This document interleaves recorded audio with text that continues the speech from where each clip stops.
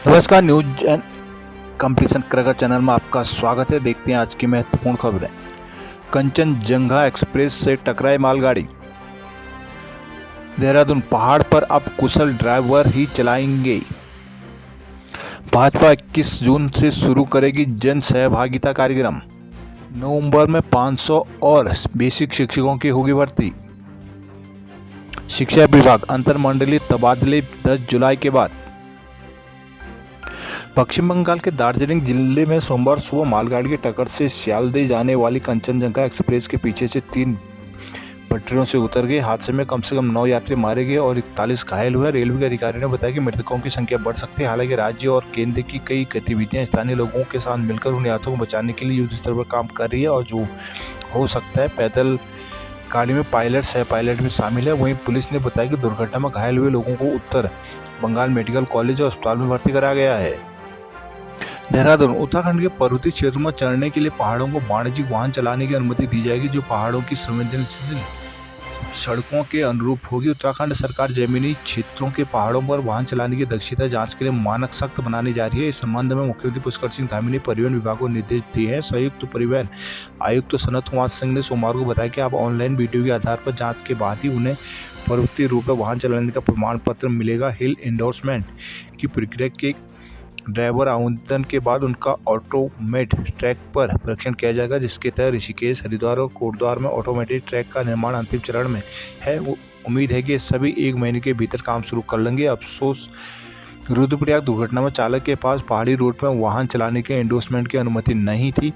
इसका खुलासा होने के बाद परिवहन विभाग की दशा में गंभीर हुआ है। अपने हिंदुस्तान समाचार पत्र के सोमवार के अंक में इस पर प्रमुखता से रिपोर्ट प्रकाशित की गई थी, जिसमें खुलासा हुआ था कि घटना होने के बाद 4 घंटे बाद किसी अन्य व्यक्ति ने ड्राइवर की जगह हिल एंडोर्समेंट की प्रक्रिया पूरी की थी। रविवार को मुख्यमंत्री धामी की के साथ नियमित बैठक में सड़क हादसों का मुद्दा भी उठाया गया। इस दौरान सीएम ने पर्वतीय रूट पर कुशल वाहन चलाने की अनुमति देने को ठोस व्यवस्था बनाने के निर्देश दिए हैं, जिसमें हिल एंडोर्समेंट की प्रक्रिया को सख्त करना भी शामिल है।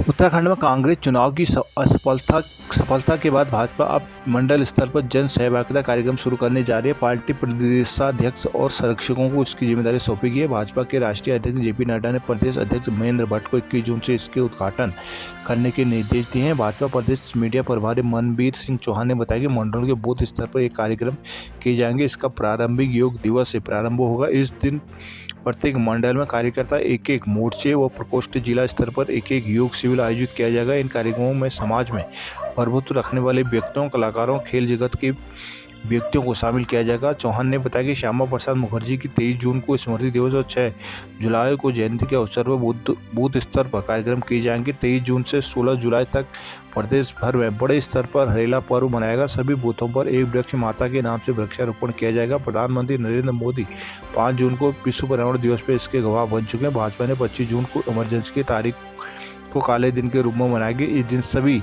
जवानों में गोष्ठियां और प्रेस कॉन्फ्रेंस की बैठक हुई, जिसके साथ ही सम्मानित किया जाएगा। उत्तराखंड राज्य में बेसिक शिक्षकों में भर्ती के लिए तीसरा चरण भी होगा। सरकार नवंबर में करीब 500 पदों में भर्ती कराने जा रही है। सोमवार को शिक्षा मंत्री डॉक्टर धन सिंह रावत ने इसकी पुष्टि की। उन्होंने कहा कि पिछले चरण में 2917 युवाओं की भर्ती की जा चुकी है। इसके बाद दूसरे चरण में 451 युवाओं की भर्ती होगी। इसके बाद नवंबर में तीसरा चरण शुरू किया जाएगा, जिसमें इस साल सितंबर तक करीब 500 शिक्षकों का पद भरा जाएगा। दूसरे और वर्तमान में जारी बेसिक शिक्षा भर्ती में आवेदन की अवधि को बढ़ाने में शिक्षा मंत्री ने असमर्थता जाहिर किया। कहा कि यदि वर्तमान समय सारणी में बदलाव किया जाता तो नियुक्ति प्रक्रिया आगे बढ़ जाएगी। शिक्षा मंत्री ने कहा कि तीन भर्तियां होने से राज्य के सभी डाइट डीएसटी को नियुक्ति पाने का अवसर मिलेगा। पता चला कि वर्तमान 2020-21 बैच के 144 के करीब डीएसएड प्रशिक्षकों की भर्ती प्रक्रिया को सरकार द्वारा वर्तमान भर्ती प्रक्रिया में आवेदन की अवधि को 30 जुलाई तक आगे बढ़ाने की मांग की जा रही थी, तब इनका कोई कोर्स पूरा नहीं हो पा रहा था। देहरादून, उत्तराखंड के 10 जिला सहकारी बैंकों ने 13 तहसीलों में 428 पदों में भर्ती की थी। इन 10 जिला सहकारी बैंकों में से 3 बैंकों की भर्ती को क्लीन चिट दे दी गई है। शेष 7 बैंकों की भर्ती को रद्द कर दिया गया है। एक ही भर्ती में 3 जवानों में 2.25 साल से नौकरी कर रहे हुए शेष के 25,000 युवाओं के सपने टूट गए हैं। एफएससीआई कोऑपरेटिव बैंक से यूएस नगर और पिथौरागढ़ को छोड़ अन्य सभी जिला सहकारी बैंकों को चतुर्थ श्रेणी की हुई भर्ती को क्लियर आदेश पाने के लिए उत्तराखंड में 10 बैंकों ने 24 नवंबर 2020 को भर्ती प्रक्रिया शुरू की थी। इस भर्ती पर पहले 2021 में रोक लगाई गई थी, फिर कुछ समय बाद भर्ती शुरू हुई। आचार संहिता के बीच नियुक्ति भी दे दी गई। नई सरकार के गठन के बाद 29 मार्च 2022 को अग्रिम वेतन तक भर्ती पर रोक लगा दी गई थी। इस बीच चंडीगढ़, यूएसनगर और पिथौरागढ़ जिलों ने बैंकों ने आचार संहिता के बीच में 156 लोगों की नियुक्ति भी दे दी थी। इन लोगों में से सिर्फ 12 लोगों की सेवाएं समाप्त करने का फैसला हाल में लिया गया था। इस बीच प्रमाण पत्र कोऑपरेटिव बैंकिंग को एक और आदेश जारी किया गया। इन 3 बैंकों को छोड़ शेष अन्य बैंक टिहरी, उत्तरकाशी, पौड़ी, चमोली, हरिद्वार, नैनीताल, अल्मोड़ा में हुई भर्ती प्रक्रिया को निपटाने का आदेश दिया गया। जिन बैंकों ने शासन के आदेश को मानते हुए नियुक्ति नहीं दी है उनकी भर्ती को रद्द कर दिया गया है। 7 अन्य डीसीबी का रिजल्ट जारी करने के बजाय भर्ती को खत्म कर दिया गया, जिसमें राज्य के करीब 25,000 युवाओं के सपने टूट गए। उत्तराखंड में गर्मी के तेवर और तीखे। उत्तराखंड में बनेगा जल संरक्षण बोर्ड, धामी। देहरादून में प्रॉपर्टी कारोबारी की गोली मारकर हत्या, 3 आरोपी गिरफ्तार। हरिद्वार से किशोरी को अगवा कर दून में दुष्कर्म। उत्तराखंड इस समय पूरा उत्तराखंड में भीषण गर्मी की मार पड़ रही है। सोमवार को उत्तराखंड के 17 शहरों में करीब 40 डिग्री सेल्सियस से ज़्यादा दर्ज किया गया, जिसमें मैदानी क्षेत्रों के अलावा श्रीनगर, देवप्रयाग और रुद्रप्रयाग भी शामिल है। मौसम विज्ञान केंद्र ने मंगलवार को 5 जून को भीषण लू का रेड पेपर जारी किया था। मौसम विज्ञान केंद्र के निदेशक डॉक्टर विक्रम सिंह के मुताबिक पिछले कुछ सालों में इस बार उत्तराखंड में तापमान अधिक रहा है। पिछले 30 दिनों में 22 दिन से तापमान 40 डिग्री से ऊपर चल रहा है। गत 17 मई के बाद 10 दिन और जून में अब तक 12 दिन पारा 40 डिग्री सेल्सियस से ऊपर जा चुका है। प्रदेश में सैनी के अलावा हरिद्वार, रुड़की, ऋषिकेश, विकासनगर, श्रीनगर, रुद्रप्रयाग, टनकपुर, खटीमा, रुद्रपुर, कोटद्वार, देवप्रयाग, पंतनगर, हल्द्वानी, काशीपुर, जसपुर और रामनगर में सोमवार को पारा 40 डिग्री सेल्सियस से अधिक दर्ज किया गया था। मौसम विज्ञान के अनुसार दून के 1971 से लेकर अब तक के उपलब्ध आंकड़ों के अनुसार सबसे पहले 1955 में जून महीने में 12 दिन का तापमान 40 डिग्री से अधिक रहा था। आमतौर पर यहाँ मई जून में 7 से 5 तक तापमान 40 डिग्री से अधिक रहता है। दून में सबसे गर्म दिन का रिकॉर्ड 4 जून 1902 को दर्ज किया गया था, तब तापमान 43.9 डिग्री रहा था। इसके बाद 16 जून 1995 को 43.7 डिग्री दर्ज किया गया था। हालांकि इस बार भी अभी तक तापमान इस स्तर तक नहीं पहुंचा है। राज्य के कई हिस्सों में 19 से हो सकती है बारिश। मौसम विभाग के अनुसार 19 जून से उत्तराखंड के विभिन्न इलाकों में बारिश का दौर शुरू होगा। इन पर्वतीय क्षेत्रों में गर्मी और वनाग्नि से कुछ हद तक राहत मिल सकती है, लेकिन मैदानी क्षेत्रों में लू की स्थिति बनी रहेगी। नैनीताल मुख्यमंत्री पुष्कर सिंह धामी ने कहा कि ग्लोबल वार्मिंग से पर्वतीय प्रदेश उत्तराखंड में पर्यावरण प्रभावित हो रहा है। मुख्यमंत्री ने कहा कि सूखे जल स्रोत बचाने के लिए सरकार प्रदेश में जल संरक्षण बोर्ड बनाने की तैयारी कर रही है।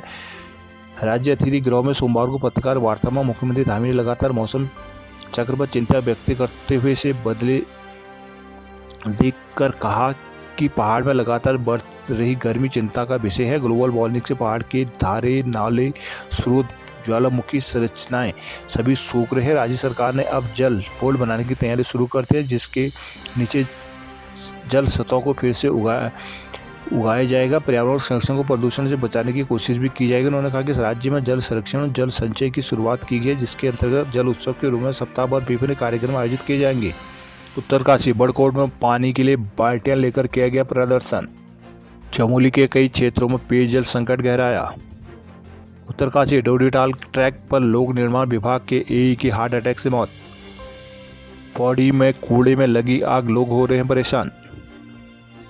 धूमाकोट की समस्याओं को लेकर किया गया प्रदर्शन। ऋषिकेश तीर्थ नगरी में यातायात व्यवस्था फिर हुई धड़ाम। ऋषिकेश में तापमान 44 डिग्री पहुंचा, भीषण गर्मी से लोग हो रहे हैं परेशान। देहरादून पुरानी पेंशन बहाली के लिए नए सिरे से करेंगे आंदोलन कर्मचारी। रुद्रप्रयाग हादसे में टूर ऑपरेटर पर होगा मुकदमा। बेताल घाट में और अस्पताल की बदहाली पर गुस्सा प्रदर्शन। नैनीताल जनता को बिजली पानी की परेशानी बर्दाश्त नहीं, धामी। पिथौरागढ़ में ईंट पर देश की तरक्की के लिए किए गए दुआएं। पाताल भुवनेश्वर में भी उमड़ रहे हैं पर्यटक। डीडीहाट से बेडीनाथ तक 20 घंटे रही बिजली गुल, लोग परेशान। आदि कैलाश सड़क पर क्रैश बैरियर नहीं। चंपावत जिला अस्पताल में जल्द शुरू होगी सीटी स्कैन सेवा।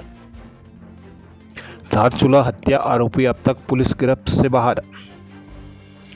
अल्मोड़ा में अमन की दुआ के साथ मनाया गया ईद उल अजहा। सल्ट में भीषण गर्मी के बीच बिजली कटौती ने भी रुलाया।